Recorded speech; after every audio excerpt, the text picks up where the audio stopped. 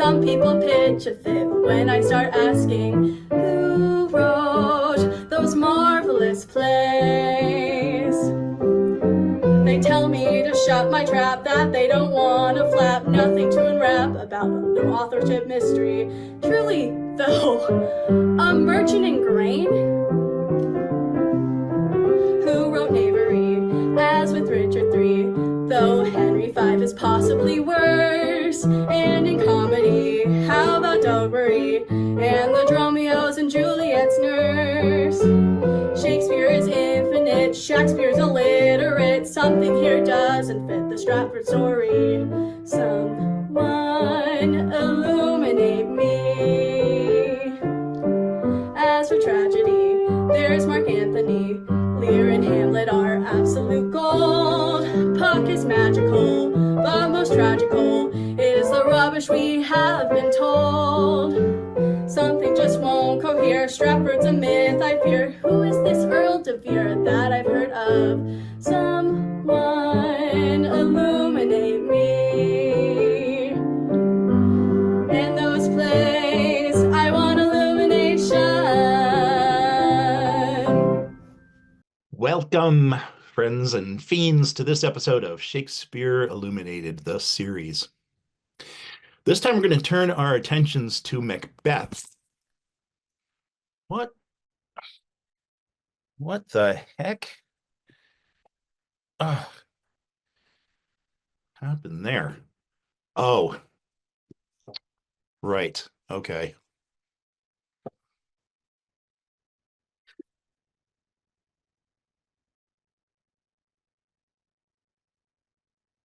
All right.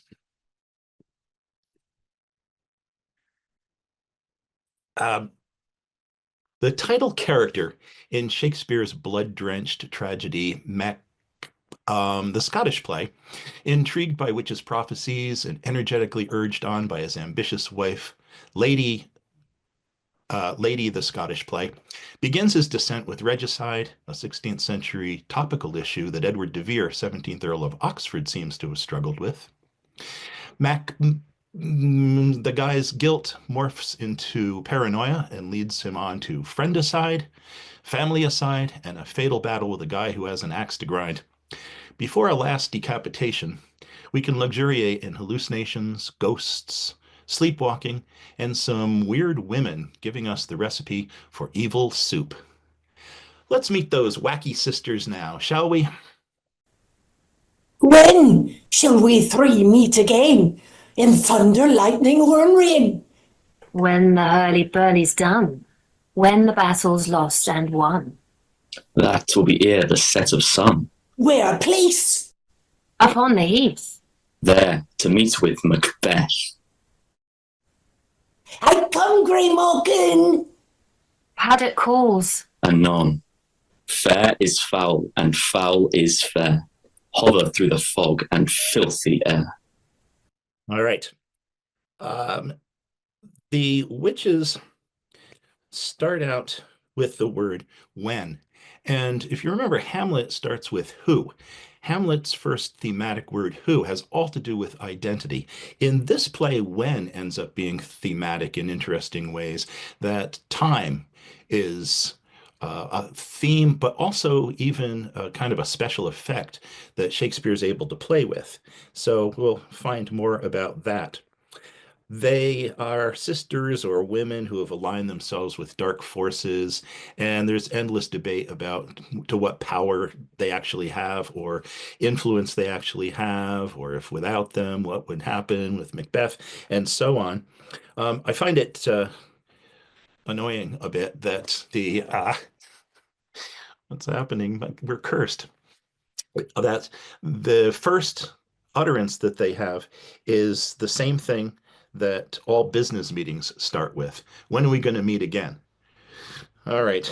Well, in thunder, lightning, or in rain, when the battle's lost and won, you've got this ambiguity here. The battle is always going to be lost by one side and won by another. And equivocation like that is another theme here. Fair is foul and foul is fair. Anytime from now on we hear anything about things being fair, we're going to realize, oh, that's kind of dark too. All right, but to officially begin the discussion of this play. I have to say that, as has been noted, it's seemingly one of the least subjective of all of Earl of Oxford's dramas. No doubt more so than is generally suspected, say the elder Ogburns. Looney had nothing to say about this play, really, but there are some elements here that do and should relate to our character, the Earl of Oxford, using the pen name Shakespeare. So we'll return to the play after these brief messages from me, Michael Delahoyde, Professor of English and proud former bassoonist. Go Julie Price. Here at Shakespeare Illuminated, we seek to appreciate the brilliance of Shakespeare's works, which is always especially illuminating when we give proper credit to Edward de Vere, 17th Earl of Oxford, using the pen name Shakespeare instead of the illiterate grain merchant Shakespeare of Stratford. This is the best answer to the long-standing so-called Shakespeare Authorship Question. For much more on this perspective, check out the Shakespeare Oxford Fellowship's website, that's shakespeareoxfordfellowship.org, and my own site, michaeldelahoyde.org. If you can recall a moment early in life when you briefly thought that this Shakespeare stuff was kind of cool, before the joy was stultified out of you by a teacher who was bitter about who knows what, you may finally recapture some joy here in our discoveries and in your own. But as always, I need to warn you about this perspective, to be careful what you do with information concerning the Shakespeare Authorship Question. We don't want anyone being persecuted for this. As Shakespeare said, that's my office. Here are some general questions we want to try addressing. Why would anyone think that this play honors King James I? Why is this play titled The Tragedy of Macbeth instead of The Tragedy of the Macbeths? And do we really have a resolution at the end of the play?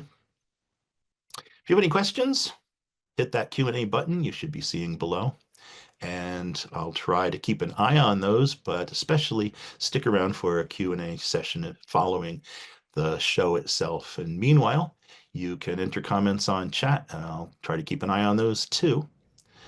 But now back to Macbeth. By way of intro, let me say there is a historical basis for some of this, but Shakespeare plays fast and loose with it. So there is a Duncan. He was killed by Macbeth, but that was in battle. Macbeth reigned as King of Scotland. He was killed by Duncan's son, Malcolm. But it doesn't seem to relate much to what we've got here, so something influenced Oxford in transforming it into the Macbeth play. The only interesting historical bit that I think is nifty is that there's Lady Macbeth. She married Macbeth after having a first husband and a son, which is a shadowy issue in the play.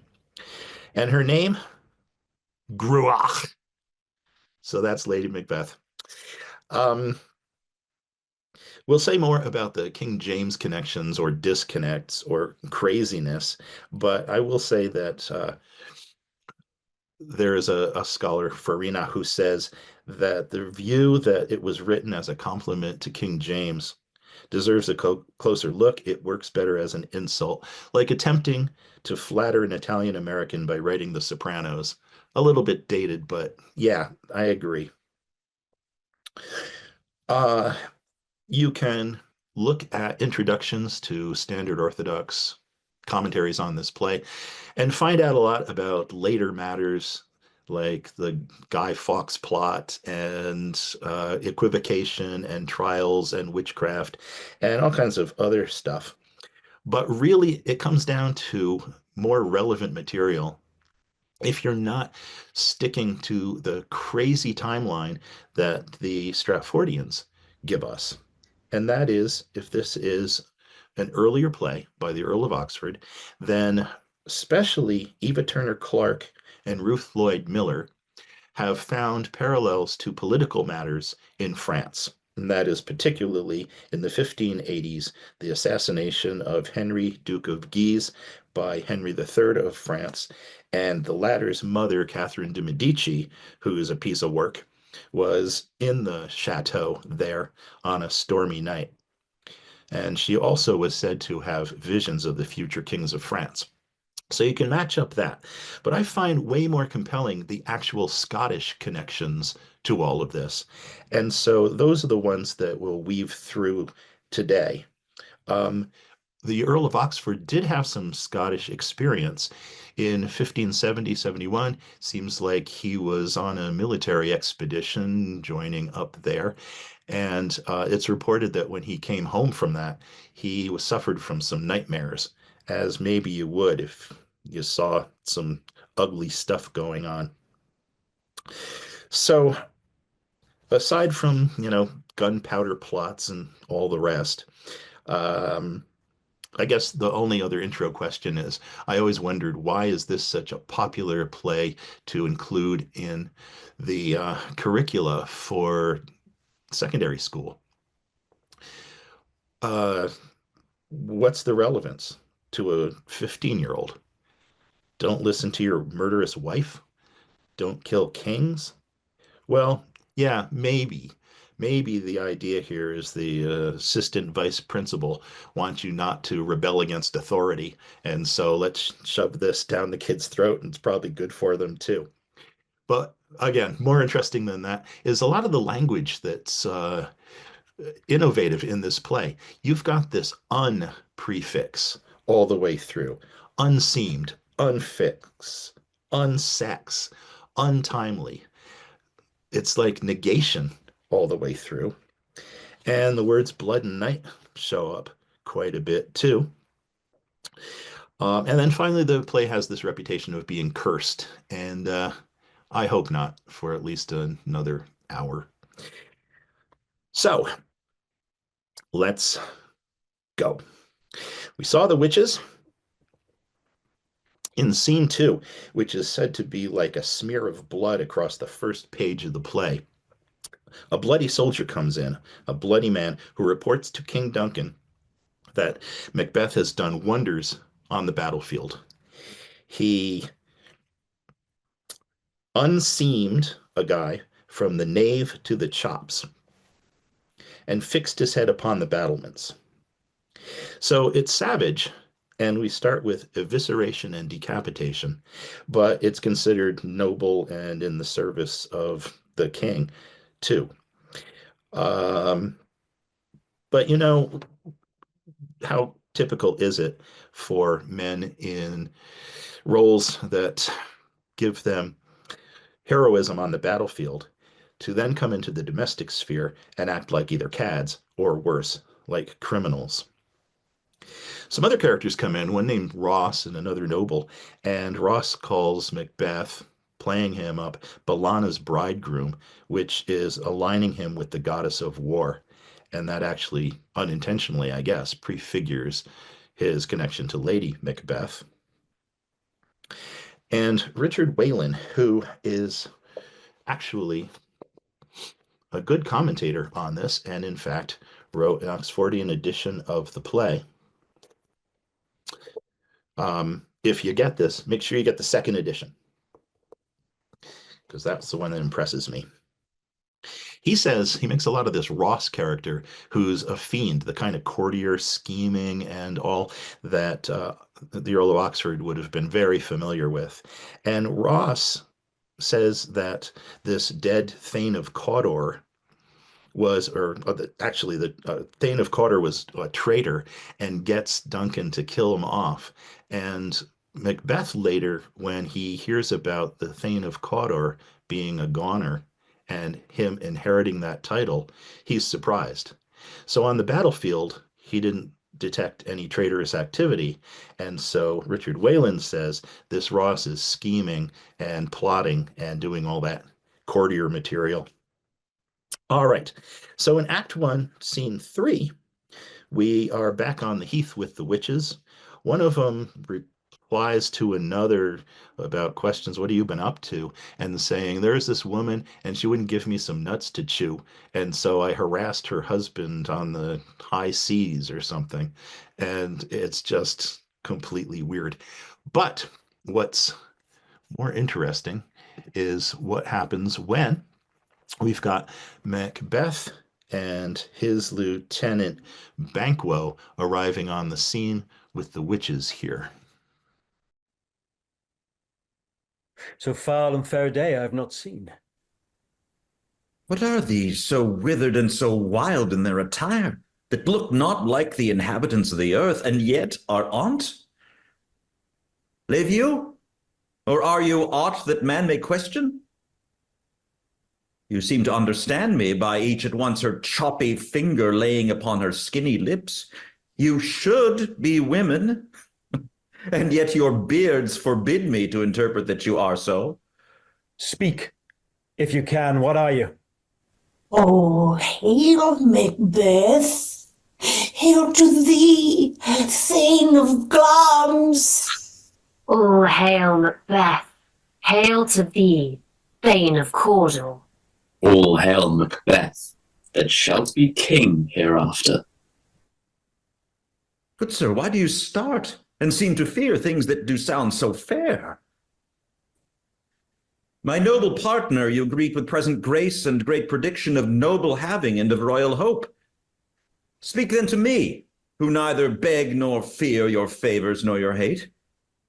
Hail, hail, hail! Lesser than Macbeth, and greater. Not so happy, yet much happier. Thou shalt get kings, though thou be none. So all hail Macbeth and Banquo. Banquo and Macbeth, oh, hail. Stay, you imperfect speakers, tell me more. I know I'm Thane of Glamis, but how of Cawdor? The Thane of Cawdor lives, a prosperous gentleman, and to be king stands up in the prospect of belief no more than to be Cawdor. Say from whence you owe this strange intelligence, and why upon this blasted heath you stop our way with such prophetic greeting. Speak, I charge you. Whither are they vanished? Into the air. What seemed corporal melted as breath into the wind. But they had stayed. Were such things here as we do speak about? Or have we eaten on the insane root that takes the reason prisoner? Your children shall be kings.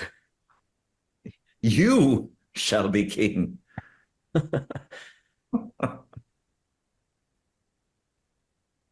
So we have that theme of ambiguity again when the weird sisters have beards, like what are they?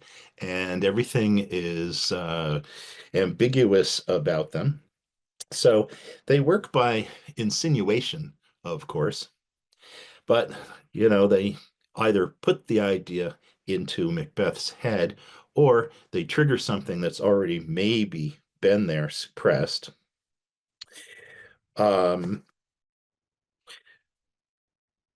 Macbeth will say soon that, well, this is interesting, but chance may crown me without my stir. In other words, if that's the prophecy, he doesn't have to do anything about it. It'll just happen. Well, would that he had stuck with that idea. The witches are imperfect speakers, of course, and you can take that in a number of ways too. In any case, that's where we're left at Act 1, Scene 3 and Scene 4. Duncan and his sons, accompanying them is a character named Lennox. I'll say more about this Lennox presence, which is kind of shadowy in the background here. But there was, I'll say, a fourth Earl of Lennox, Regent of Scotland, during the infancy of King James VI, eventually King James I of England, while Oxford was in Scotland. But again, more about that later. Anyway, the king and his court honor everybody who's been helpful, like Macbeth and Banquo, but also he appoints his son Malcolm as his heir, and that makes Macbeth cringe a little bit. Duncan gives up on reading people, so the imperfect speakers and all the ambiguities too resonates again with this theme when Duncan, he trusted that guy, and you look at his face and I give up. I'm never going to trust anybody just by appearances again. Well, you're not going to have much chance to worry about that, Duncan. And next up, we're going to go on progress to northern Scotland, where Shakespeare locates Macbeth's castle, and that is in Inverness, showing that Shakespeare knows his geography very specifically concerning Scotland. He's got accurate knowledge of that. Next, Gruach, actually Lady Macbeth, who has no name of her own in the play. We cut into her reading of a letter she had gotten from Macbeth about all these doings. So here she is in her first appearance. They met me in the day of success, and I have learned by the perfect report they have more in them than mortal knowledge. When I burned in desire to question them further, they made themselves air, into which they vanished. Whilst I stood wrapped in the wonder of it, came missives from the king, who all hailed me Thane of Cawdor, by which title before these weird sisters saluted me, and referred me to the coming on of time, with hail, king that shalt be. This have I thought good to deliver thee, my dearest partner of greatness, that thou mightst not lose the dues of rejoicing by being ignorant of what greatness is promised thee. Lay it to thy heart, and farewell. Glamis thou art, and Cawdor, and shalt be what thou art promised. Yet do I fear thy nature. It is too full of the milk of human kindness to catch the nearest way. Thou wouldst be great, art not without ambition, but without the illness should affect it. What thou wouldst highly, that wouldst thou holily, wouldst not play false, and yet wouldst wrongly win.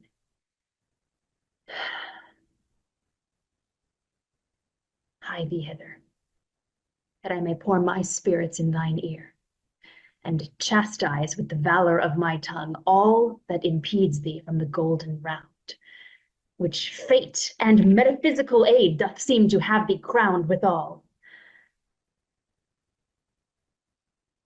The raven himself is hoarse, that croaks the fatal entrance of Duncan under my battlements. Come, you spirits that tend on mortal thoughts, unsex me here, and fill me from the crown to the toe, top full of direst cruelty. Make thick my blood. Stop up the access and passage to remorse, that no compunctious visitings of nature shake my fell purpose, nor keep peace between the effect and it. Come to my woman's breasts, and take my milk for gall, you murdering ministers, wherever in your sightless substances you wait on nature's mischief.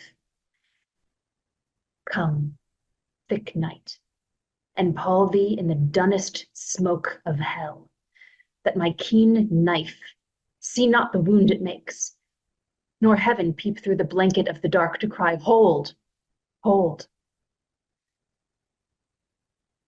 Great Glamis, worthy Cawdor, greater than both, by the all hail hereafter, thy letters have transported me beyond this ignorant present, and I feel now the future in the instant. My dearest love, Duncan comes here tonight. And when goes hence? Tomorrow, as he purposes. Oh, never shall sun that morrow see. Your face, my Thane, is as a book, where men may read strange thoughts. To beguile the time, look like the time. Bear welcome in your eye, your tongue, your hand. Look like the innocent's flower, but be the serpent under it.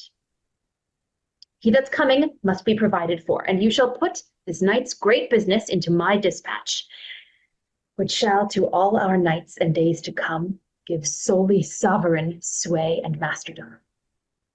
We will speak further. Only look up clear. To alter favor ever is to fear. Leave all the rest to me. So partly I would say, ew, We've got some definitions of maleness, of manhood here that has begun. Lady Macbeth wants anything that is stereotypically female, like compassion, to end for her. And this is going to hammer us for most of this play about this, what makes a man, and it's pretty grim. There is also her reference to a raven. The raven is horse that croaks the fatal entrance of Duncan. There was a raven that was taken as a bad omen when one followed Lord Darnley and his wife, Mary Queen of Scots, on a 3-day trip, and one was perched on the roof of the lodging where Darnley was killed. I will explain more about this in a few moments. But until then, Macbeth saying, when Lady Macbeth asks him, when is he leaving? Tomorrow, as he purposes. Seems like, this brief pause in the middle there, he's realizing, wait a minute, what have you got in mind, my dear? So when she announces also that your letters have transported me beyond this ignorant present, and I feel now the future in an instant. We're going to see more of those kinds of time tricks too.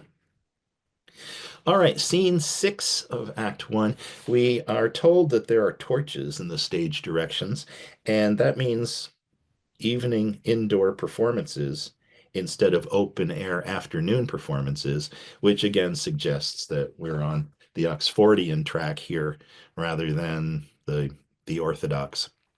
Duncan loves the Macbeth's castle.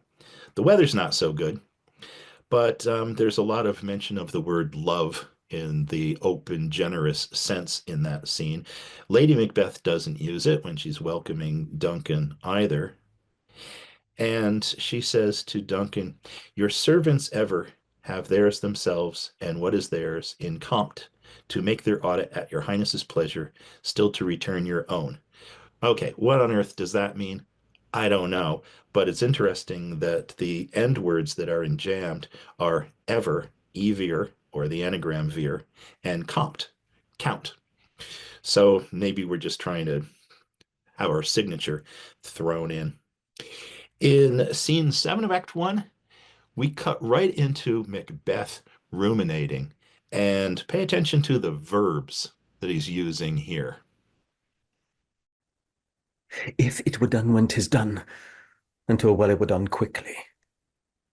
If the assassination could trammel up the consequence and catch with his surcease, success.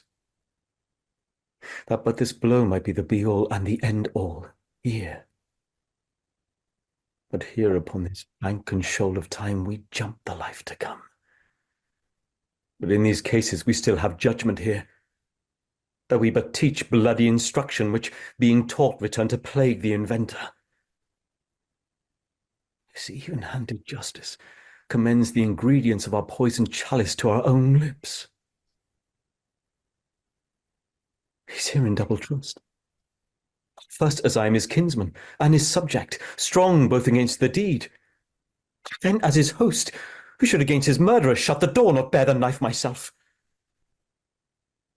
Besides, this Duncan hath borne his faculty so meek, hath been so clear in his great office, that his virtues will plead like angels, trumpet-tongued against the deep damnation of his taking off, and pity, like a naked newborn babe striding the blast, or heaven's cherubim horsed upon the sightless couriers of the air, shall blow the horrid deed in every eye, the tears shall drown the wind. I have no spur to prick the sides of my intent, but only vaulting ambition, which o'erleaps itself and falls on the other. How now? What news? He has almost supped. Why have you left the chamber? We will proceed no further in this business. He hath honoured me of late, and I have bought golden opinions from all sorts of people, which would be worn now in their newest gloss, not cast aside so soon. Was the hope drunk, wherein you dressed yourself? Hath it slept since, and wakes it now to look so green and pale at what it did so freely? From this time, such I account thy love. Art thou afeared to be the same in thine own act and valor as thou art in desire? Wouldst thou have that which thou esteemst the ornament of life, and live a coward in thine own esteem, letting I dare not wait upon I would, like the poor cat in the adage? Prithee, peace! I dare do all that may become a man. Who dares do more is none. What beast wast then that made you break this enterprise to me? When you durst do it, then you were a man. And to be more than what you were, you would be so much more the man. Nor time nor place did then adhere, and yet you would make both. They have made themselves, and that their fitness now does unmake you. I have given suck, and know how tender 'tis to love the babe that milks me. I would, while it was smiling in my face, have plucked my nipple from his boneless gums and dashed the brains out, had I so sworn as you have done to this. If we should fail. We fail? But screw your courage to the sticking place, and will not fail. When Duncan is asleep, whereto the rather shall his hard day's journey soundly invite him, his two chamberlains will I with wine and wassail so convince that memory, the warder of the brain, shall be a few, and the receipt of reason a limbeck only. When in swinish sleep their drenched natures lie, as in death, what cannot you and I perform upon the unguarded Duncan? What not put upon his spongy officers, who shall bear the guilt of our great quell? Bring forth men, children only. For thy undaunted metal should compose nothing but males. So do you see what I mean about the verbs? First, if we're done, when 'tis done, then to roll it, we're done quickly. He wants it done. And grammatically, that makes perfect sense. It's still in the future, but he wants to, as he says at the end of that speech, overleap it. It's clear that he wants to be thinking retrospectively about this horrible act. And so he does everything he can to avoid it itself. And so does the play. We're not going to see the murder of Duncan. And that is a serious choice that Shakespeare Oxford wants to make. He's here in double trust, is Duncan. That apparently is a Scottish legal matter where it is absolutely horrendous to violate the trust when you are the host and when you are a subject or a kinsman too. So if you want to go to a triple trust, then we're now in the lowest level of Dante's hell, where the traitors are those who violate the sacred trust of subject and host, or kin, or just when you're hosting somebody else in your own house too. That's supposed to be sacred. So Macbeth is a subject to Duncan. He's a kinsman of Duncan. We don't know to what extent. And he's also hosting the guy. And so this is just absolutely outrageous, even though Dante would be an anachronism for this, but not for Oxford, except insofar that there's no English edition of Dante's Inferno in Shakespeare's time. So again, we got somebody who knows Italian. Guess who? If it were done when 'tis done, then we're done quickly, and he just wants to overleap it, but he gets interrupted by Lady Macbeth there.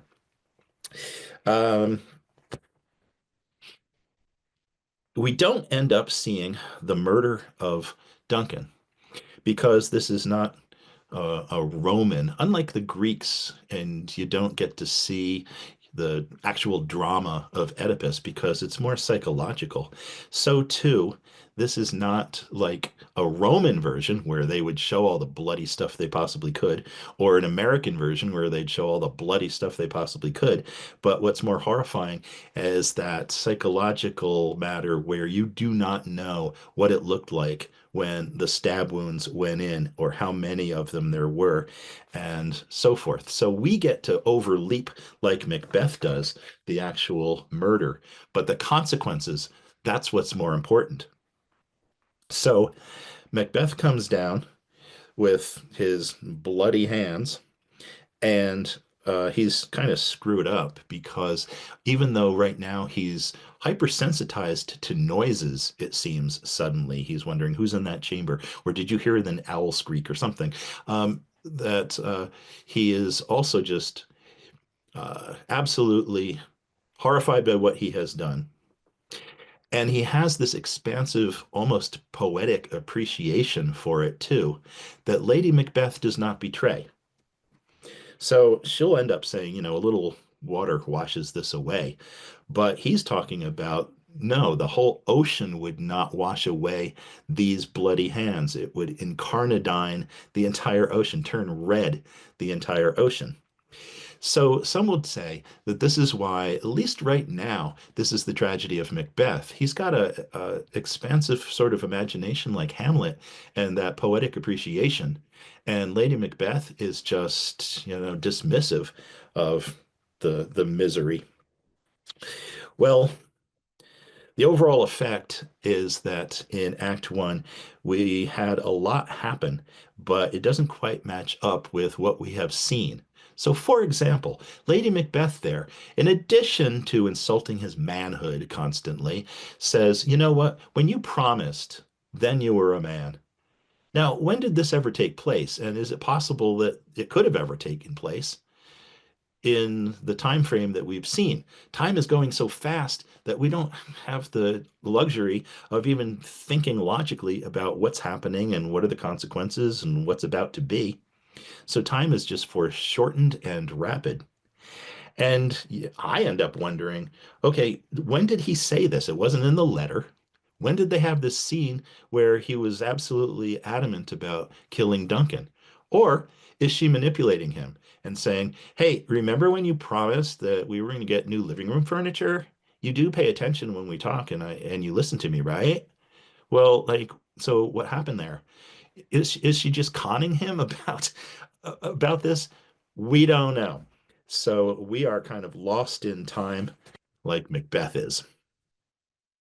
All right, right at the beginning of Act Two, Banquo is in Macbeth's castle. He ought to kind of feel safe, but he doesn't. He is completely on edge.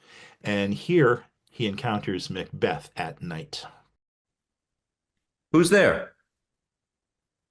A friend. What, sir, not yet at rest? The king's abed.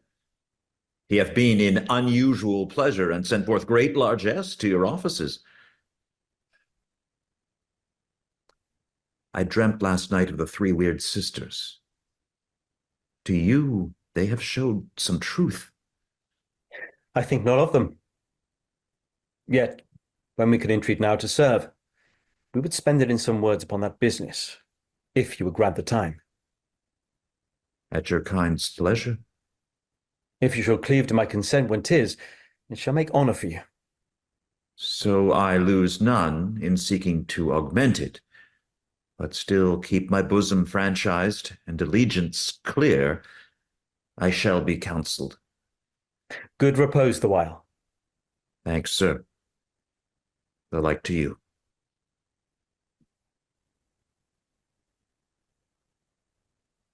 Is this a dagger which I see before me? The handle turned toward my hand.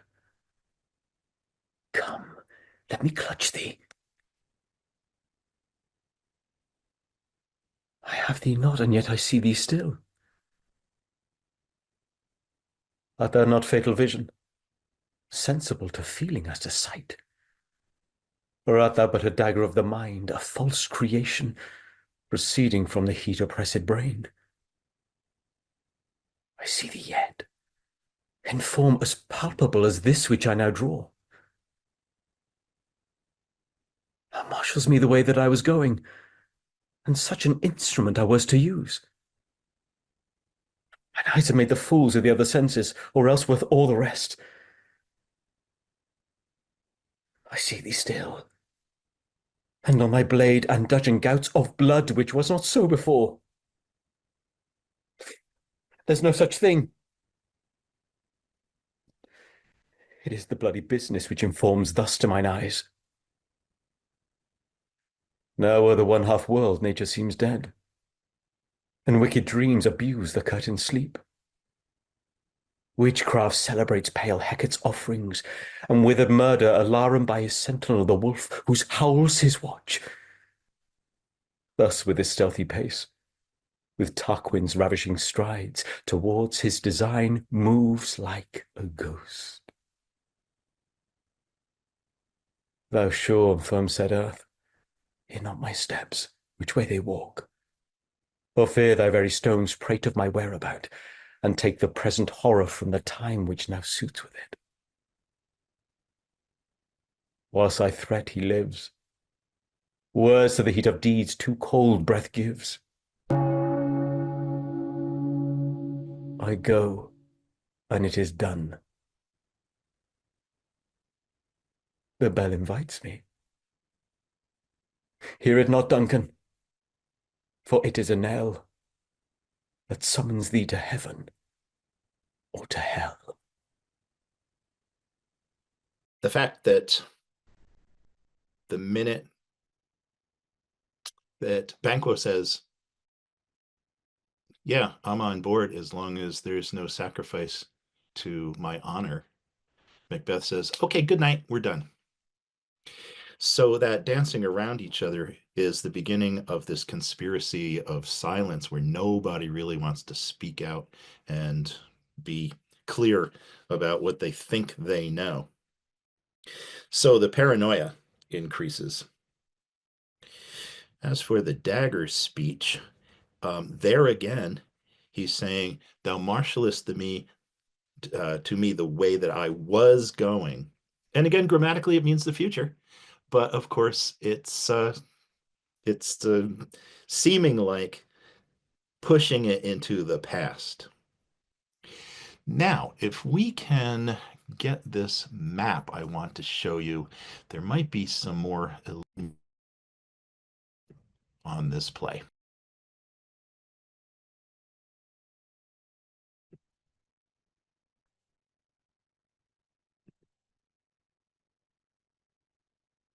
Was that a dagger that I saw before me?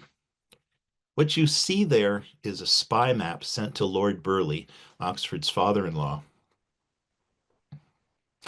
about the assassination of Lord Darnley in Scotland.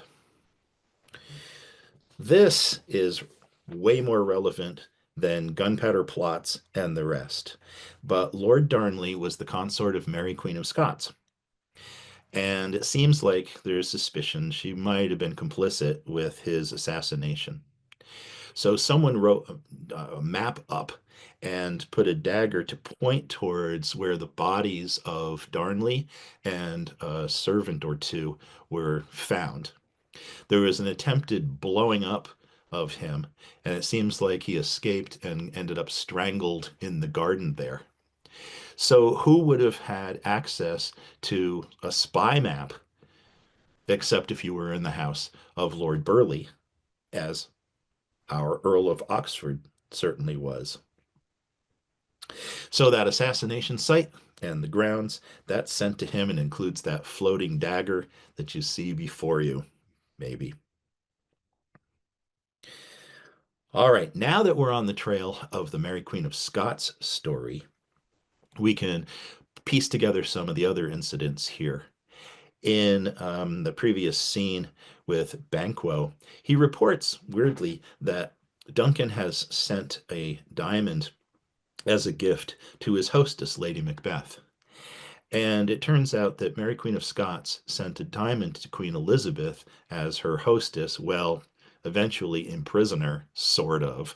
But if you want to think of Mary Queen of Scots as being hosted by Elizabeth in England when she got the heck out of Scotland, then we've got more material here that connects to the Earl of Oxford. And again, it's less autobiographical, but more of a concern for his, because he ended up on the jury for the trial of Mary Queen of Scots in the end.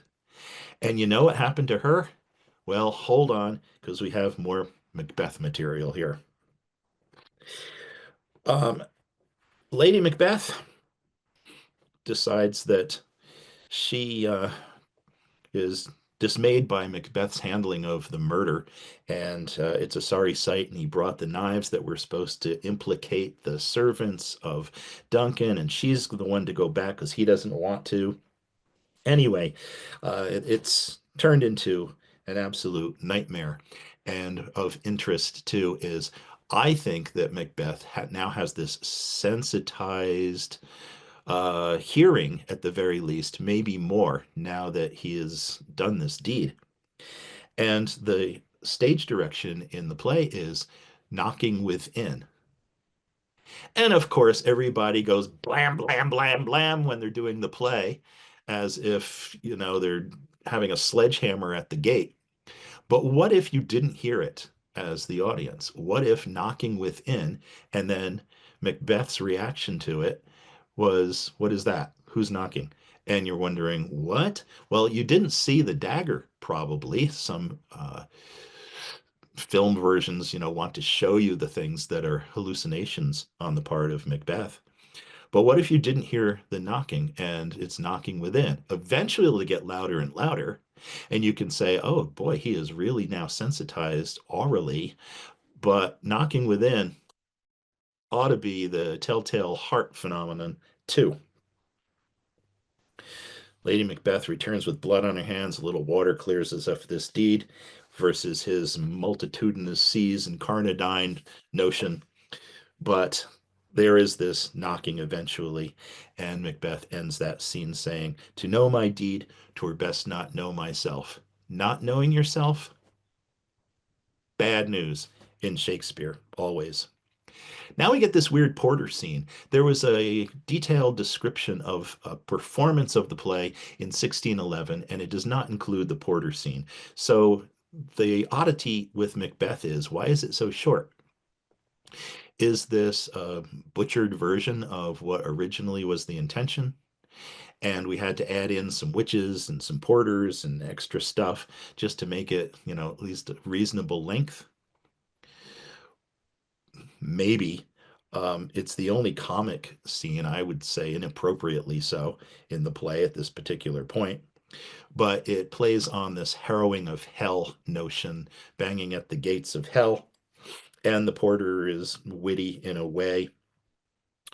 He blabs about booze, he blabs about sex, and he blabs about violence, and he includes some lovely vomit wordplay too. Enough of him.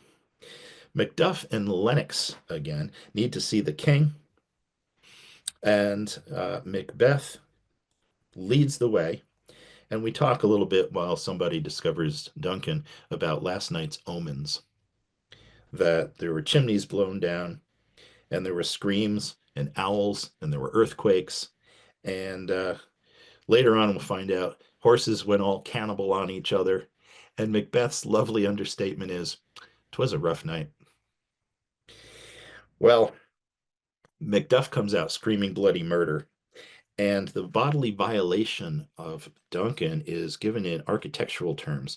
Most sacrilegious murder hath broke ope the Lord's anointed temple, and stole thence the life of the building. The Lord's anointed is a phrase from 1 Samuel 26, verses 11 and 12 in de Vere's Geneva Bible. And so it's a concern for Oxford. He wondered, what do we do about tyranny? An anointed king, that's a concern too. So Roger Strittmatter discovered these connections in the Geneva Bible owned by de Vere. And again, it's disturbingly not so autobiographical in so many plays as it is an acknowledgement of what bugged him and what his concerns were politically. As in the play, an ambitious rival assassinated Scotland's king, Darnley, who had gone to bed thinking he was a welcome guest.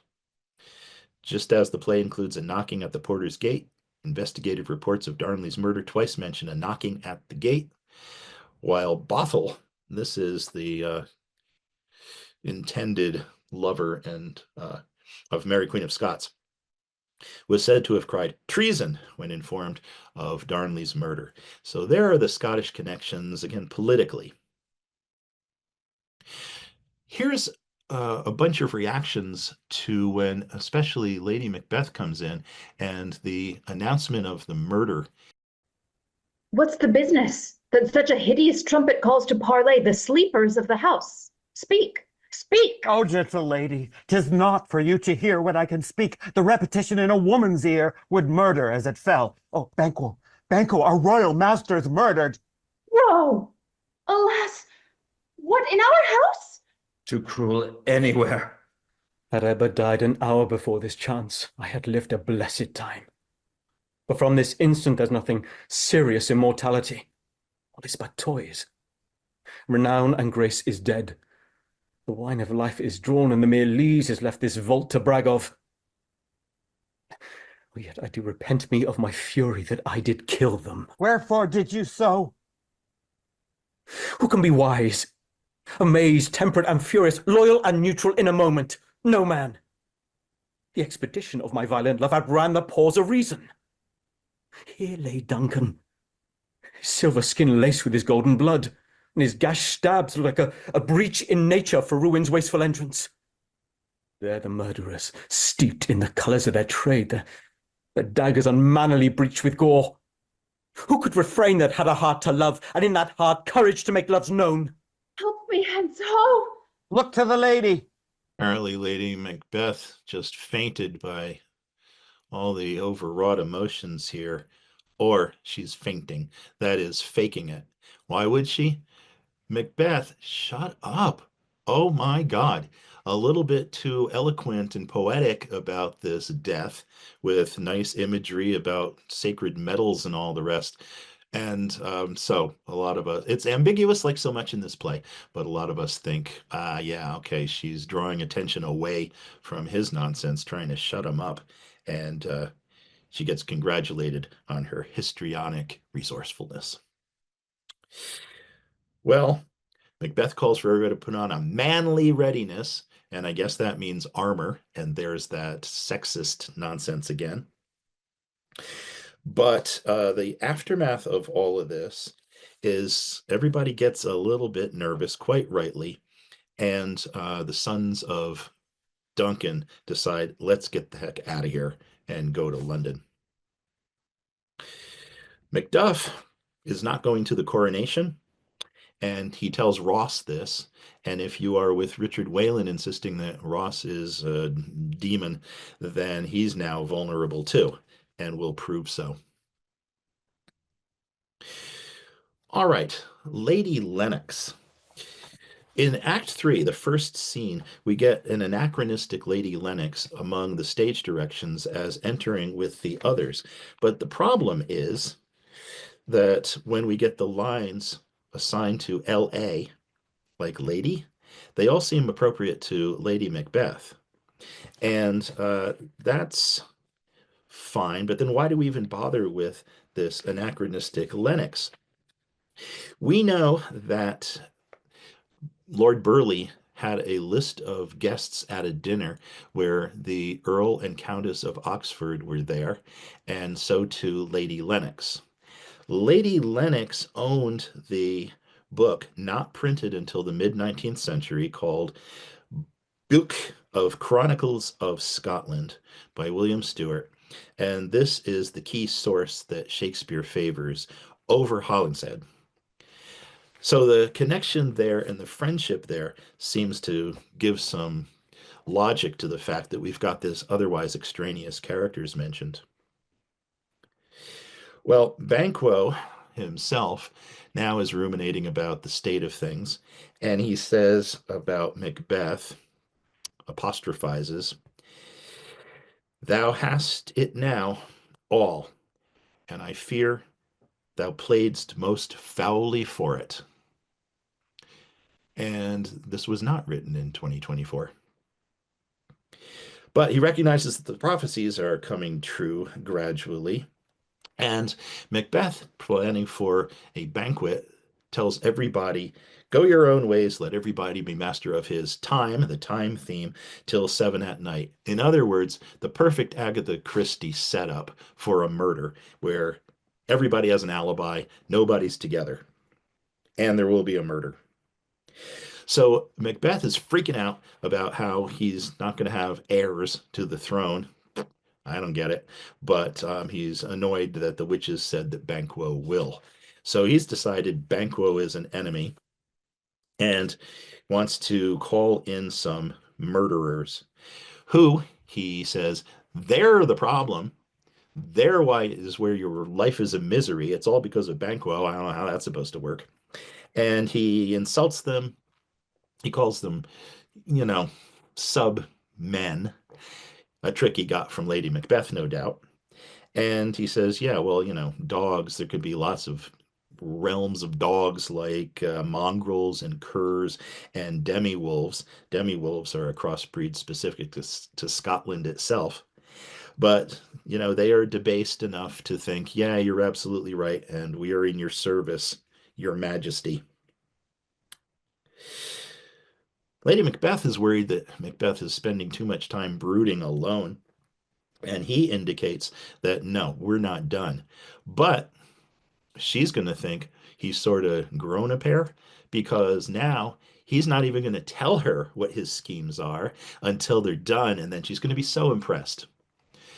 And the schemes are murderous. It's pretty dark, and so are his speeches, of course. Now then, we want to cut to the murder scene of Banquo. And what's surprising is they had 2 murderers set out there. Macbeth did that typical thing he does, saying, okay, we met the other day. Now we're meeting again. I'm going to meet again with you guys to tell you some, more information where you can hide out and all of this. And you'd think if you're meeting with murderers, you wouldn't want to keep filling the week with more agenda items. But when we get to the murder scene, there's a 3rd murderer showing up. So here is that peculiarity. But who did bid thee join with us? Macbeth. He needs not our mistrust, since he delivers our offices, and what we have to do to the direction just. Then stand with us. The west yet glimmers with some streaks of day, now spurs the lated traveller apace to gain the timely inn, and near approaches the subject of our watch. I hear horses. Give us a light there. Oh! And 'tis he. The rest that are within a note of expectation already are in the court. His horses go about. Almost a mile. But he does usually, so all men do, from hence to the palace gate make it their walk. A light, a light. 'Tis he. Stand to it. It will be rain tonight. Let it come down. Oh, treachery! Fly, good Fleance, fly, fly! Thou mayst revenge! Oh, slave! Who did strike out the light? Was not the way? That's one down, the sun is fled. Best half of our affair. Well, let's away and say how much is done. You can have Ross as that scheming character, which is often the way they cast this. But think about what the 3rd murderer has to say. The first word he utters is Macbeth. And then he hears horses before the others do. Remember how Macbeth suddenly his hearing is so much better? Then he recognizes Banquo before the others do too. And who struck out the light? The light is a question. But nevertheless, It's the third murderer who's concerned about Fleance's escape. It's the third murderer who says, when somebody else says, "Oh, he comes typically at this time." But most people do. He like catches himself and says, "Oh, never mind that I have special knowledge about the movings of people at the court, and especially Banquo." So, therefore, a lot of critics will say, is it Macbeth himself showing up with a cloak under the cover of darkness and micromanaging because he doesn't trust anybody to do this well? And indeed, the two murderers, or now the three murderers, let Fleance escape. Well, hard to say. And if you want to argue against that, it's because in the next scene, which is going to be a banquet coming, the first murderer goes back and reports, as he said he would, to Macbeth that, yeah, we got him, but what about the son? Well, he escaped. And Macbeth goes into this grand poetic mode that he does, the same thing that Lady Macbeth seemed to have to interrupt, suggesting like maybe this is not a sincere ignorance about what happened, but more just eloquent blabbing about what just happened. But in any case, we got to get back to the banquet. We've got guests, and we have to introduce them and get this underway because we're celebrating and we're going to pretend that we don't know that Banquo is dead. We're expecting him. Where is he? So here is Banquo's banquet. Pleased your highness to grace us with your royal company. The table's full. Here is a place reserved, sir. Where? Here, my good lord. What is't that moves your highness? Which of you have done this? What, my good lord? I canst not say I did it. Never shake thy gory looks at me. Gentlemen, rise. His highness is not well. Sit, worthy friends. My lord is often thus, and hath been from his youth. Pray you, keep seats. The fit is momentary. Upon a thought, he will be well again. If much you note him, you shall offend him and extend his passion. Feed and regard him not. Are you a man? Aye, and a bold one, the delic upon that which might appall the devil. Proper stuff. This is the very painting of your fear. This is the air-drawn dagger which you said led you to Duncan. Oh, these flaws and starts, impostors to true fear, would well become a woman's story at a winter's fire, authorized by her grandam. Shame itself. Why do you make such faces? When all's done, you look but on a stool. See there! Behold, look, lo, how say you? Why, what care I, if thou canst not speak too? If charnel houses and our graves must send those that we bury back, our monument shall be the moors of kites. What, quite unmanned in folly? I stand here, I saw him. Fie, for shame! Blood hath been shed ere now, if the olden time. Ere human statute purged the gentle wheel, aye, and since 2 murders have been performed, too terrible for the ear. The times had been that when the brains were out, the man would die, and there an end. But now they rise again with 20 mortal murders on their crowns, and push us from our stools. This is more strange than such a murder is. My worthy lord, your noble friends do lack you.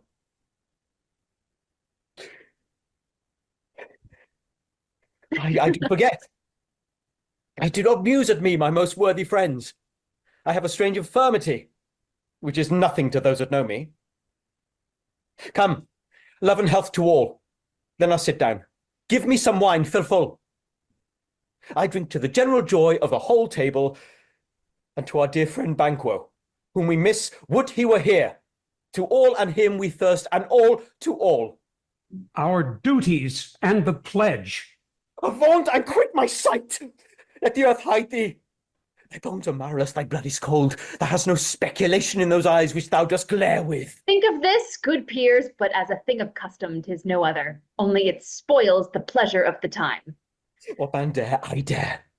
Approach thou like the rugged Russian bear, the armed rhinoceros, or the Hyrcan tiger. Take any shape but that, and my firm nerves shall never tremble. Or be alive again, if trembling I inhabit, then Test me, the baby of a girl. Hence, horrible shadow, unreal mockery, hence!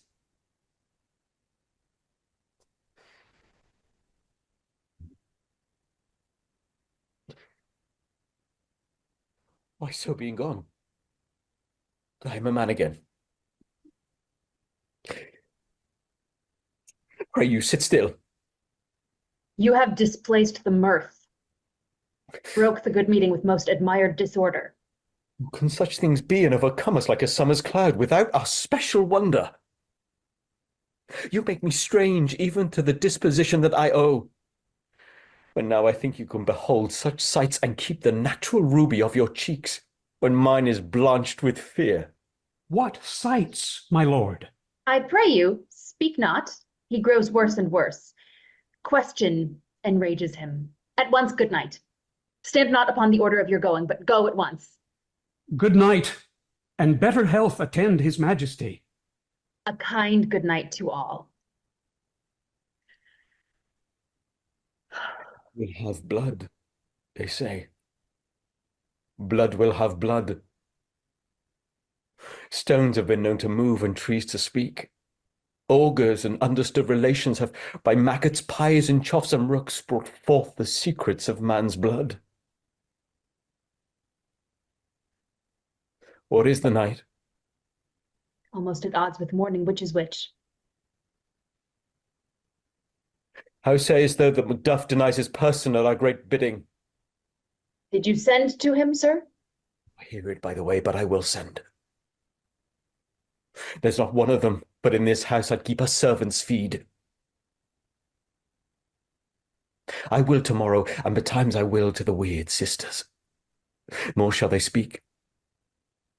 For now I am bent to know. The worst means the worst. For mine own good, all causes shall give way. I am in blood steeped so far that should I wait no more, returning were as tedious as go o'er. Strange things I have in head, the will to hand, which must be acted ere they may be scanned. Or we have time to scan things. We gotta act. This is exactly verbally the opposite of Hamlet. Hamlet, when he's about to have the opportunity to kill his uncle, says, wait a minute, if I do this, what are the consequences? That's revenge, that's not gonna work. That would be scanned. So Hamlet thinks, and everybody has a fit because he tries to think things through instead of just acting bloody like Macbeth, who says he doesn't have time for it. As for keeping spies in everybody's household, as Macbeth says, that is something that Lord Burleigh, Oxford's father-in-law, actually seems to have done too, especially the aristocratic families there. So Shakespeare knows what's going on in dirty politics. There's a scene that's added in that seems like it's an extraneous extra bit to fill out the play. There are some other lords that we hear from and their conspiracy of silence because no one wants to say what they're actually thinking. And then we get to Act 4, which a lot of critics say the play starts to feel like it's sagging. Well, it should, because this is exactly Macbeth's experience too. That everything's getting tedious, even constant murder and the endlessness of it all, which will be expressed in a famous speech he gives later on. Anyway, this first scene of Act 4, we got the witches back again, so here's their recipe.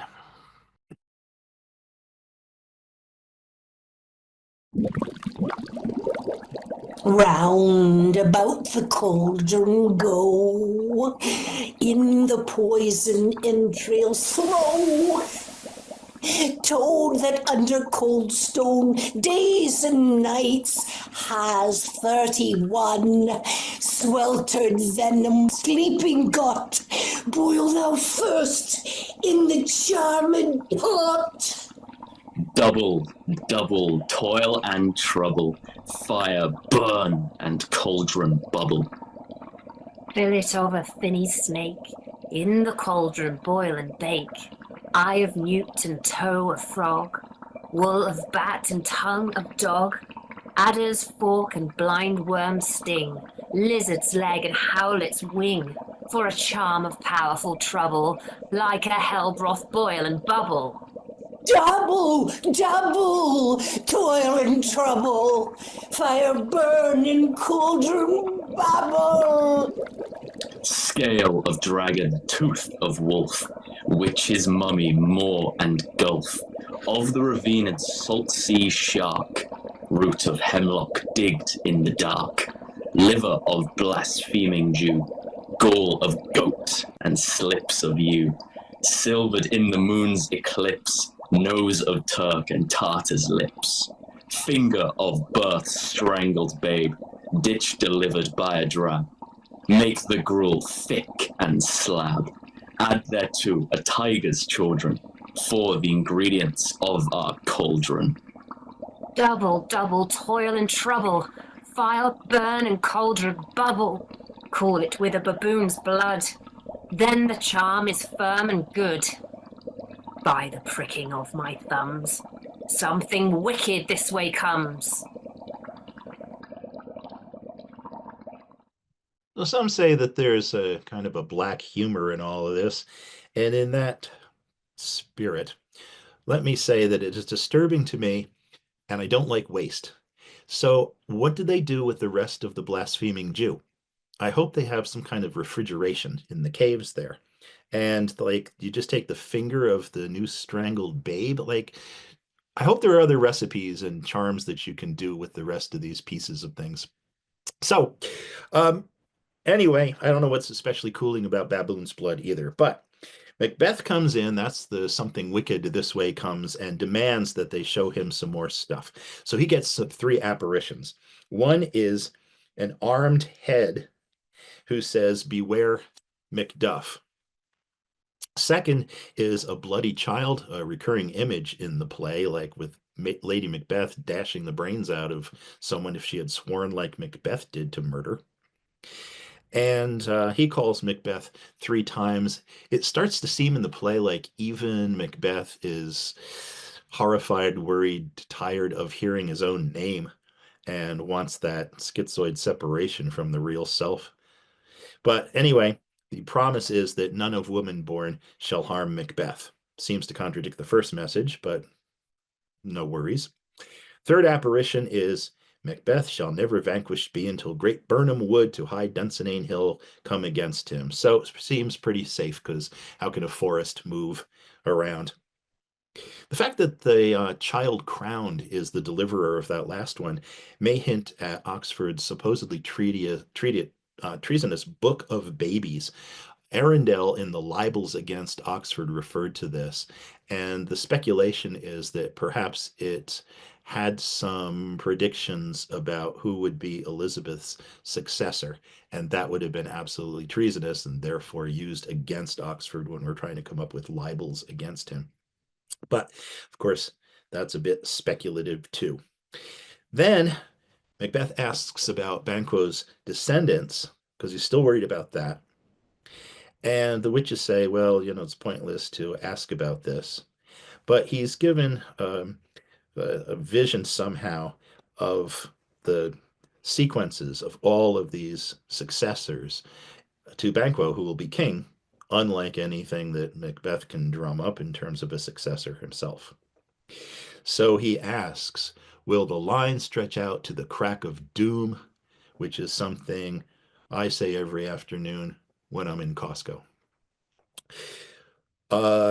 This future king of England nonsense, or future kings of France, actually with Catherine de Medici, had some kind of vision there. What we try to do in Orthodoxy is say, okay, here is an honor for King James I because he will end up on the crown or on the throne. And sometimes they even want to try to hold up a mirror. Like, we could interrupt the play and go up to King James in the front row and say, look, here's the future of Scotland and England. And he'd just be delirious despite the blood and the misery coming. But There is the typical strain. So, in the next scene, Ross shows up at the Macduff household, where Macduff has taken off to England to try to raise forces against the tyranny, and talks briefly with Lady Macduff. She has an exchange with her son, and a lot of people are insisting that this is really charming. I think it's really pretty crass and gross, but check it out sometime yourself and see. And it seems like Ross wants to get out of there fast before he knows maybe what's coming, which is murderers coming in and butchering the entire Macduff family. Meanwhile, we shift over to jolly old England, where Macduff gripes to Duncan's son Malcolm about Macbeth's tyranny, and Scotland is a land diseased and sick. What can we do? Malcolm says, I am not your answer. I would be a worse tyrant than what you got now. I would be raping women, snatching nobles' lands avariciously, canceling Social Security. I am just like your worst nightmare. And Macduff goes, oh, God, please no. And then Malcolm says, haha, I was just kidding. I never even slept with a woman. So what we have to insist here is that he was testing Macduff because people keep coming to Malcolm and testing him, and he wanted to test the mettle of Macduff, but it sure seems wacky and extreme anyway. So next in this same scene, Ross shows up and has this exchange with both Macduff and Malcolm. How does my wife? Why, well. And all my children? Well, too? The tyrant has not battered at their peace? No, they were well at peace when I did leave them. Then how goest? Now is the time of help. Your eye in Scotland would create soldiers, make our women fight to doff their dire distresses. Be it their comfort, we are coming thither. Would I could answer this comfort with the like, but I have words that would be howled out in the desert air where hearing should not latch them. What concern they? The general cause, or is it a fee grief due to some single breast? No mind that's honest, but in it shares some woe, though the main part pertains to you alone. If it be mine, keep it not from me. Quickly, let me have it. Let not your ears despise my tongue forever, which shall possess them with the heaviest sound that ever yet they heard. Oh, I guess at it. Your castle is surprised, your wife and babes savagely slaughtered. To relate the manner were on the quarry of these murdered deer to add the death of you. Merciful heaven! What, man? Now pull your hat upon your brows. Give sorrow words. The grief that does not speak whispers the o'erfraught heart and bids it break. My children too. Wife, children, servants, all that could be found. And I must be from thence? My wife killed too. I have said. Be comforted. Let us make medicines of our great revenge to cure this deadly grief. He has no children. All my pretty ones, did you say all? Oh, fell kite, all! What, all my pretty chickens and their dam at one fell swoop? Dispute it like a man.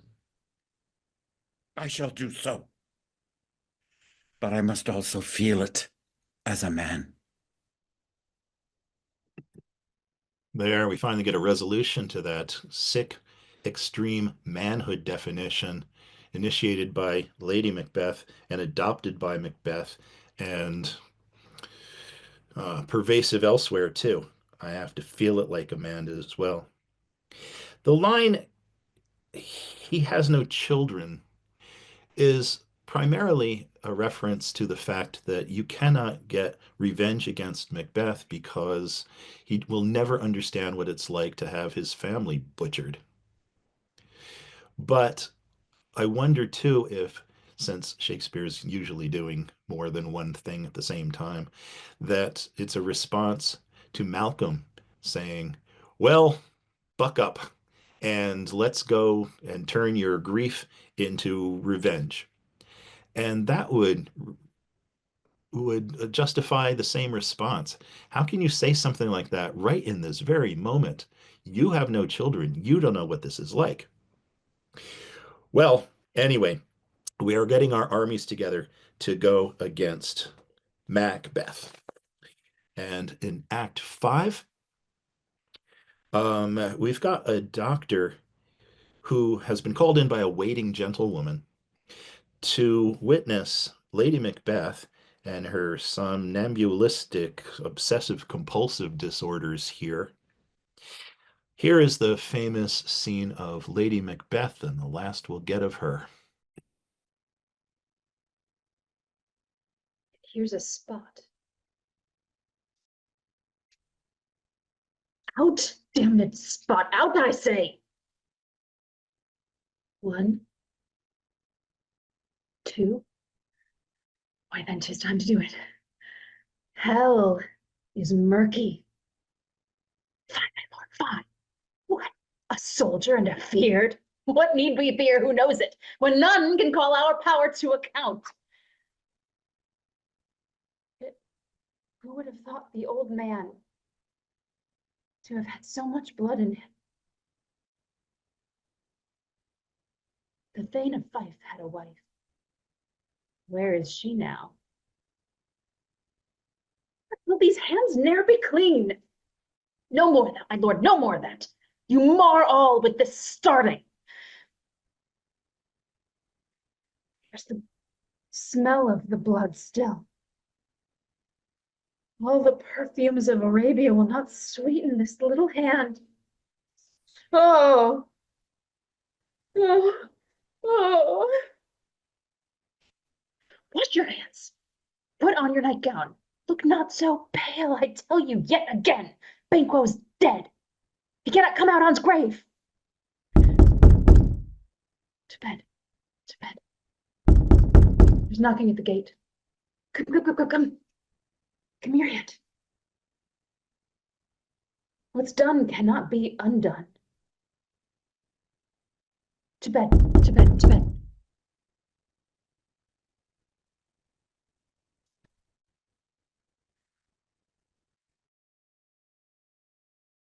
Well, traumatized apparently by fear and horror, and accused by many of complicity in her husband's murder, Mary Stuart, Queen of Scots, collapsed into a trance-like depression similar to Lady Macbeth's.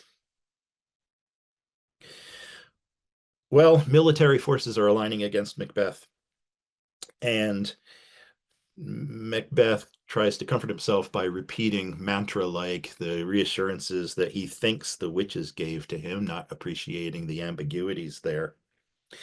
One servant is named Satan, and you want to, hear Satan in that too. But in fact, historically in Scotland, Satans were the supporters of Mary Queen of Scots.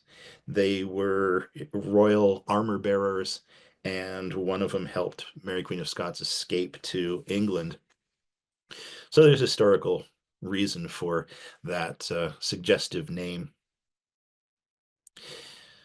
Macbeth is weary.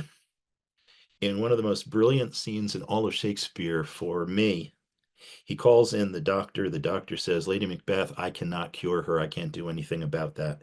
And Macbeth says, you can't minister to a mind disease.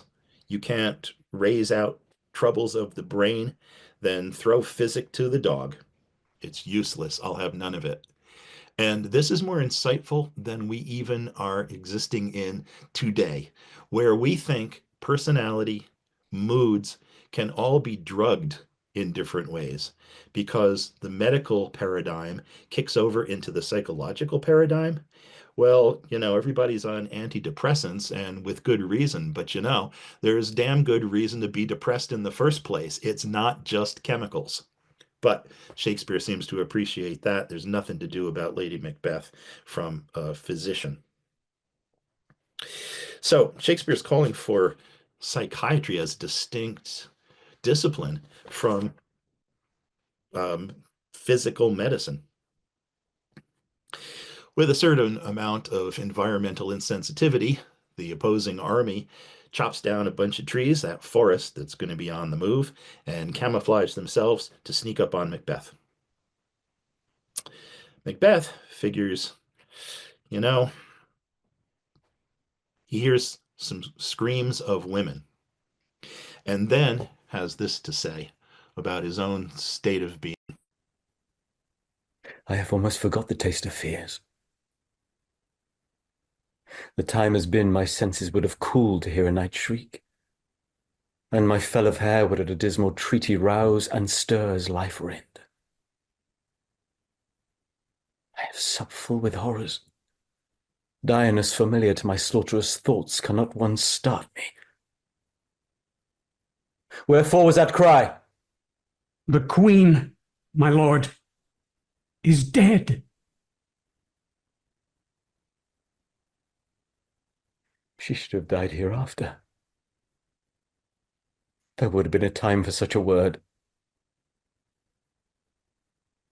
Tomorrow, and tomorrow, and tomorrow. Creeps in this petty pace from day to day, to the last syllable of recorded time. And all our yesterdays had lighted fools the way to dusty death. Out, out, brief candle. Life's but a walking shadow, a poor player that struts and frets his hour upon the stage, and then is heard no more. It is a tale told by an idiot, full of sound and fury, signifying nothing.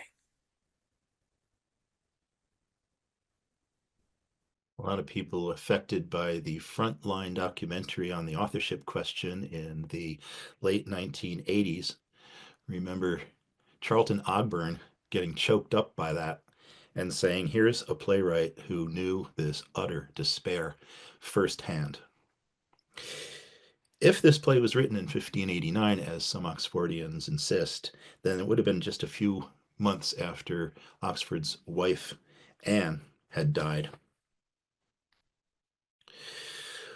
Well, reports are that Birnam Wood is coming to Dunsinane, and Macbeth starts to think, wait a minute, what? I thought the witches, oh, okay, now I'm worried.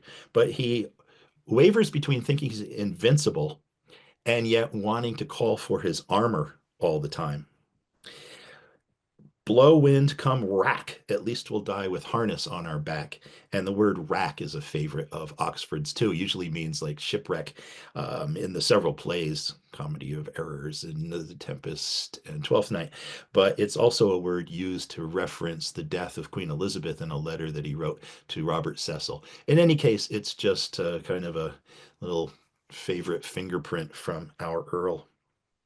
Malcolm orders everybody to exfoliate, throw down your trees, and now we're going to have the fight. Macbeth feels like he's in a bear baiting competition, but he makes a good point. Why should I play the Roman fool and die on my own sword? He's going to go for it. And Macduff enters and faces off with Macbeth in this scene. Turn, hellhound, turn! Of all men else I have avoided thee. But get thee back. My soul is too much charged with blood of thine already. I have no words. My voice is in my sword. Thou bloodier villain than terms can give thee out. Thou losest labour. As easy mayest thou the intrenchant air with thy keen sword impress as make me bleed. That for thy blade on vulnerable crests I bear a charmed life, which must not yield to one of woman born. Despair thy charm, and let the angel whom thou still hast served tell thee, Macduff was from his mother's womb untimely ripped. Cursed be the tongue that tells me so, for it hath cowed my better part of man. And be these juggling fiends no more believe that alter with us in double sense, that keep the word of promise to our ear and break it to our hope. I'll not fight thee. Then yield thee, coward, and live to be the show and gaze at the time. We'll have thee as our rarer monsters are, painted on a pole, and under it, here may you see the tyrant. I will not yield.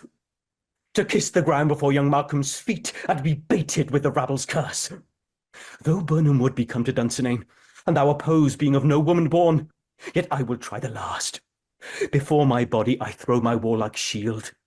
Lay on, Macduff, and damn be him that first cries, hold, enough! Do they fight? Well, untimely ripped is a nice capping off of that time theme with the un theme too added in. And you might say, wait a minute, just because it was C-section doesn't mean he wasn't a woman born, but we're going to never mind that. And next, in comes the decapitated head of Macbeth. Hooray, we got rid of the tyrant. And I'm sure King James in the front row, seeing a decapitated head like his mother's was, and knowing that we've killed off a Scottish king as, sort of his father was assassinated, and he's in the seat now too. Yeah, I imagine the applause would have been thunderous from that insane notion. Malcolm announces to his followers that we're going to give you English honorifics, not thanes anymore. You're going to be earls and such. So more applause from King James, I guess we're trying to say. Lastly, there is some irresolution here. One actual resolution, I think, is that we started off, as I said, with Macbeth involved in decapitation and evisceration. And we end with a decapitation. But you're wondering, hey, shouldn't we have an evisceration at the very end? Well, what was the experience of this entire play for you to begin with, and for Macbeth? The other problem is, shouldn't Fleance have run back to Macbeth and said, Macbeth, they killed my daddy? But he went away. Maybe he knew what the politics was and was informed by Daddy, Banquo. But then why didn't he join the army against Macbeth at the end? And I thought we were supposed to have the issue of Banquo inherit the throne. So we got to get from Malcolm to Fleance, Fleance's kids. How do we do that? That's left up in the air. We also have Donalbain. So if something happens to Malcolm, what about Donalbain? So various productions of this play have tried to suggest, okay, we're not done. So we'll have Donalbain go to consult the witches, and we're just on the same bloody track, or a slightly different path, and nothing has been settled or resolved. So what have we learned? Well, other than that, I just want to say finally that Harold Bloom had some good things to say about this play, but he ends by stating that the Macbeths are the happiest married couple in all of Shakespeare's works. What do you think? I think the honeymoon was over before Act 3, but there we go. All right. Now, let me bring up the Q&A stuff. I got some glimpses of the chat, but I don't remember what was being said there. However, thanks for lively chat. That was a lot going on. And fair is foul. Is that an in-joke alluding to Thomas Fowle, who taught at Cambridge while de Vere studied there? I don't know. Did he grade fairly? I try to, and I'm sure I'm considered foul. The Scottish plus demonological element in the play seems too much of a coincidence if it wasn't written for James, that is, after 1603. Well, so James was interested in witchcraft, but in the most squeamish possible way. He was squeamish about that, He was squeamish about blood. Of course you would be. And also about this other element that I didn't mention, which is the healing powers of the king, the laying on of the hands, which we say Edward the Confessor, when some Edward in the play is acknowledged as having this power in England. So England ends up being a sacred place, whereas Scotland's a disaster. But Elizabeth went along with that too. Okay, some superstition, I'll just do it. But James didn't like it at all, and probably because he didn't want to go around, touching lepers thinking that they'd get healed. So overall, James seems squeamish and cowardly, and therefore the perfect successor to Elizabeth when Robert Cecil decided, oh yeah, that's who she wanted. Equivocation with regards to the traditional Stratfordian dating of the play. Yeah, what happens with equivocation is that in 1606, 1607, there are some trials or a trial where equivocation is the word of the day, the theme of the day. But it's also the case in the early 1590s, late 1580s, where there was an allowance from some authority to give Catholics, when they were being tortured or inquisitioned or whatever, to equivocate. They could avoid answering directly, and that was considered okay according to the authorities there. So it was an issue long before into the 1600s for England. And since equivocation, when does the word come up? It seems like that Porter scene is where it really gets the most attention. But again, the Porter scene seems like it's a later addition to the play, and I think kind of a weird and semi-inappropriate one. So equivocation doesn't determine a Stratfordian dating of the thing. The Bishop of Ross was one of the principal agents on behalf of the imprisoned Mary Queen of Scots during plots such as the Rodolphi plot that led to De Vere's cousin Norfolk's execution. Would that have relevance to the plotting Ross character in Macbeth? Yes, absolutely. And I'm impressed by Richard Whalen's pursuing of this, where Ross and so many other characters, everybody will say they're all kind of gray characters, that nobody is very distinct like in most Shakespeare plays. But that would be appropriate in this one. And then you'd have Ross kind of sneaking along. Why do we even have a name for him? And then functioning exactly like this. How much text might be missing in this play? Well, if you wanted to include every scene that's referred to and we never got, I would add in one that I didn't mention, where at the banquet, Lady Macbeth says to Macbeth, this is just like that dagger you told me about. When did this ever happen? When was that ever discussed? Much less Macbeth insisting, yeah, we got a murder, and then Lady Macbeth later saying, yeah, when you spoke about this, then you were a man. So if you want to fill in all those gaps, if you want to give the murderers the initial meeting with Macbeth, and then the actual meeting with Macbeth that we have, and then Macbeth coming back again and saying, here, if you stand on that rock, you can really see if Banquo's coming. You could really make this play last a couple more hours. I think it was Dame Edith Evans who was recorded as saying she felt Lady Macbeth to have been underwritten in terms of transition from strong instigator of murder to pathetic, regretful woman who takes her own life, and refused to play this. She suggests a scene was missing. The play is short by most standards. What do I think? I think that's right, instinctively. I don't know if, we are missing scenes here. Again, it's a notoriously short play. I think only Comedy of Errors is shorter, but certainly among the tragedies, this is weirdly short.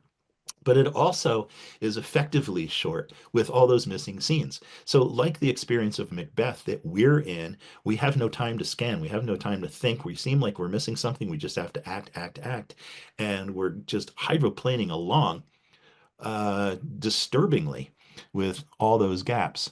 But true, it seems like going from, well, linguistically, we do have it, that transition of Lady Macbeth. She goes from saying, what's done is done. to, in the end, saying, what's done cannot be undone. And it's saying exactly the same thing, but the latter one is a heck of a lot darker. So while Macbeth was expansive in his poetry about appreciating the horror and the blood and all of this, Lady Macbeth was dismissive, and we guess that she had been suppressing it all, and it can only come out in these subconscious sleepwalking scenes. So I think psychologically it makes sense. Maybe dramatically, Edith Evans has a point. Beth is one of the plays first found in the folio. Might they not have been able to get the whole thing? Certainly possible. Yeah, and many will argue that that is the problem. Placement in the folio, I don't know if that would be an issue, but it certainly is a play that we want in there. One of the big four tragedies. All right. Well, we have not wanted to exceed our welcome here. So let me wrap this up by saying, again, you can plunge further into the Oxfordian perspective on the Shakespeare Oxford Fellowship site, and you'll find all kinds of other resources and links and some great videos too. Most of my commentary today, and probably a lot more now, you can visit my site, where you'll also find suggested further readings, big bibliography, annotated filmography, and there are a lot of clips that you can access on YouTube. If you're watching this show on YouTube, links to more information will be in the description. And last, and very not least, I want to thank our actors, Macbeth, the third murderer, and the director was Costa Chard. Lady Macbeth, new to our show, Kate Cortelyou. Banquo was Frank Lawler. The first witch murderer, Lily S. Parker. Second witch was Maudie Lowe. Third witch and murderer, Xavier Adams. Macduff, Sky Gilbert. Ross and Seaton and Lords and those guys was Alan Armstrong. And Malcolm was Washington State University student Felix Moritz. Special thanks to Jennifer Newton for illuminating Shakespeare Illuminated. And next time, let's look at The Winter's Tale. Baffling name, but what happens when the play is examined through the Oxfordian lens? That's it. Thank you very much to the friends of Shakespeare Illuminated.